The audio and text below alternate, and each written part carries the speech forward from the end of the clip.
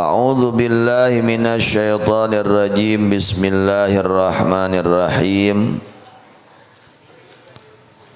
Alhamdulillahi rabbil alamin. Allahumma salli ala sayyidina Muhammadin wa ala ali sayyidina Muhammad. Amma ba'du.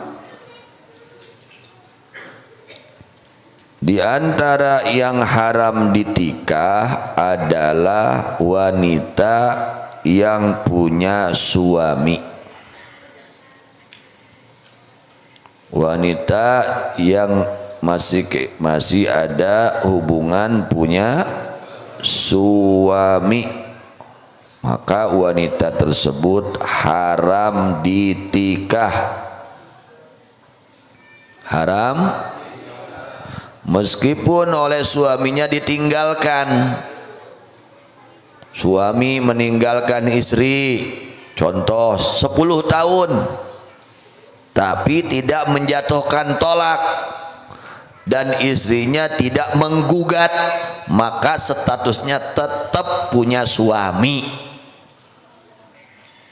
Kartos, kecuali ditinggalkan maut, terjadi perceraian di mana ditinggalkan maut, ya mah ditinggalkan weh.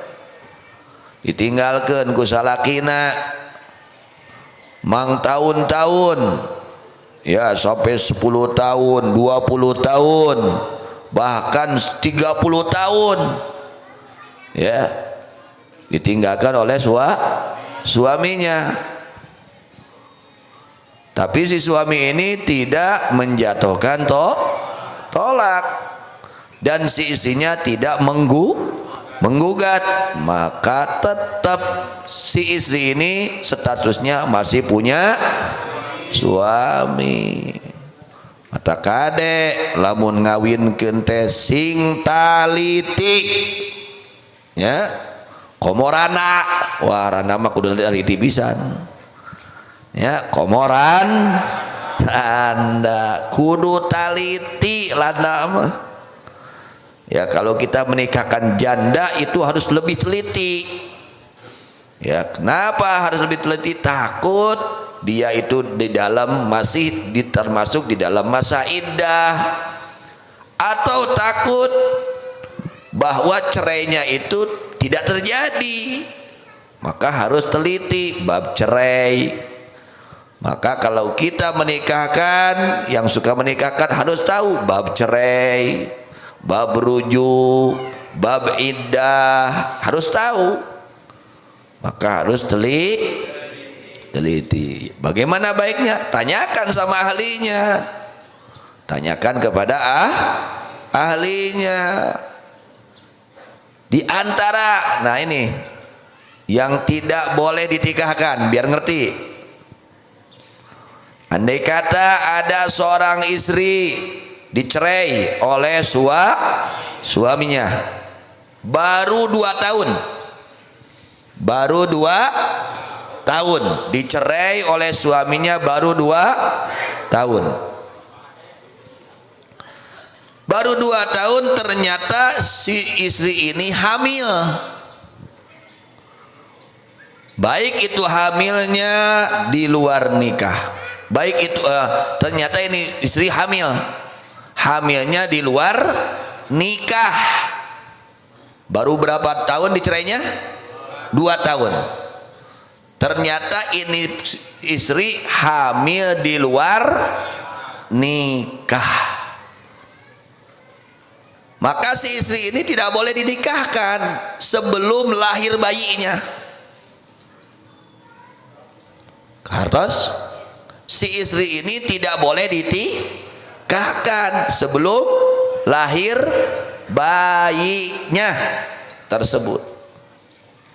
Kenapa seperti itu aturannya? Karena ini istri belum sampai kepada 4 tahun.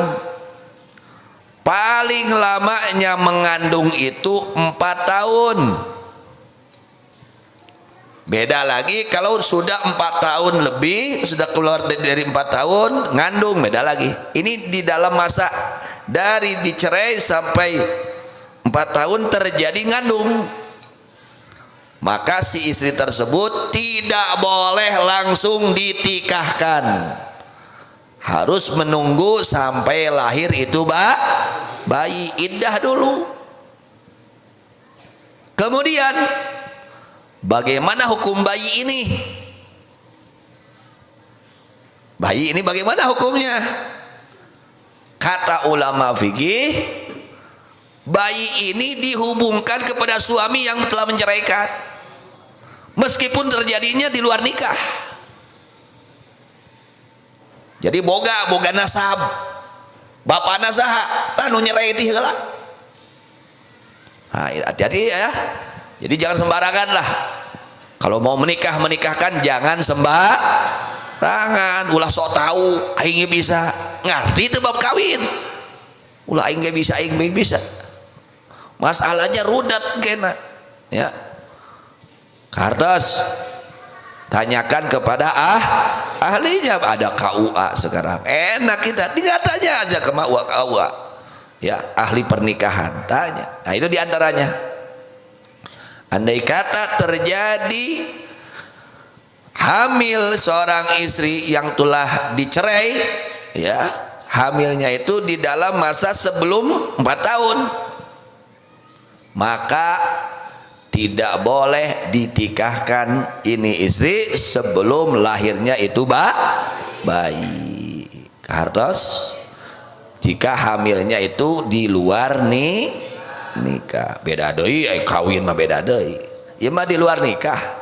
Terjadi si istrinya ngandung di luar nikah, sedangkan baru dicerai 2 tahun, maka tidak boleh langsung ditikahkan. Harus menunggu lahir itu bayi. Lalu si bayi tersebut dihubungkan nasabnya kepada bapaknya yang mana? Yang waktu itu nyerai. Meskipun bukan dia yang pelakunya, meskipun bukan suaminya yang awal itu pelakunya, bukan. Karena tetap dihubungkan ke suami yang pertama. Kenapa? Karena di dalam masa sebelum 4 tahun, karena paling lama mengandung itu 4 tahun. Kardos gitu cek pikih mah gitu. Kardos ada ya nak. Nah, dan diantara yang haram ditikah itu wanita yang punya suami. Maka banyak yang datang ke saya, kamu sudah dicerai? Saya sudah dicerai Pak Kiai. Saya ditinggalkan oleh suami. Sudah berapa tahun? Udah lama. Menjatuhkan talak ya? Tidak, cuma ditinggalkan. Ya belum, tetap status kamu adalah istrinya, meskipun bertahun-tahun. Kalau suami belum nyerai, kamu tetap status istrinya. Atau kamu sudah menggugat belum, ya tetap status kamu adalah punya suami. Kartas ya, tak itu mata kade di mana orang rek kawinkeun, tanya ke ahli ya, bisi teu cumpon karena syarat tungtungna lacur doraka lamun ngahaja bari apal ya. Mata kada hati-hatinya bab nikah teh. Wa aqdun nikah yahtaju ila mazid ihtiyatin wa tasabbutin. Urusan bab nikah itu membutuhkan ketelitian dan ya kewaspadaan, kehati-hatian dina bab nikah. Ditaliti, dipariksa sing bener pariksana, geus we ka ahlina we nya, ulah nyanyahoanan ka ahlina ditanyakeun. Kemudian jika seorang wanita menikah, di antara kewajiban sang suami membayar mas kawin. Salah kita, kewajiban salah kita kudu mayar mas kawin. Masalah mas kawin bisa kontan, bisa dihutang, dianyuk, sok aya dianyuknya kengeng silahkan ngan kade kudu niat rek mayar salaki kudu niat rek mayar lamun niat namu mayar eta dituliskeun maling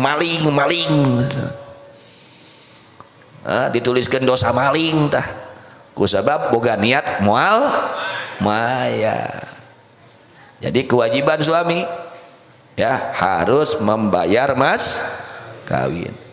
Kalau baru akad saja karek akad ayo pete mungeun pamajikan lalu cerai belum duhul maka hak si istri hak itu istri dari itu mas kawin setengah belum semuanya. Lamun 1 miliar mas kawinna karek setengah miliar hak pamajikan. Tapi lamun geus diduhul kabeh hak pamajikan. Kartos kalau sudah diduhul istrinya maka itu mas kawin menjadi hak istri semuanya. Tapi kalau belum diduhul lalu dicerai hak istri hanya setengahnya. Terserah itu suami mau dibebaskan setengahnya boleh, mau dikasihkan boleh terserah. Itu bab mas kawin. Kartos